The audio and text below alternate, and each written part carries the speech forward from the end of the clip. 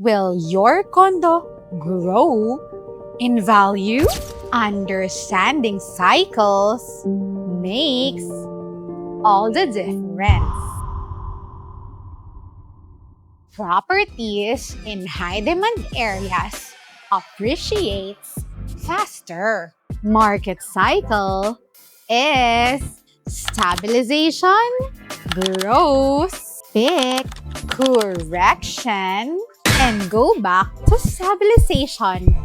Again, investing in a right phase increases long-term wealth. Lesson learned?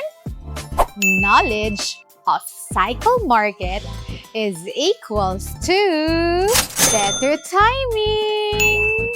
That's it for today. This is JDR, and I'll be seeing you on our next video. Bye!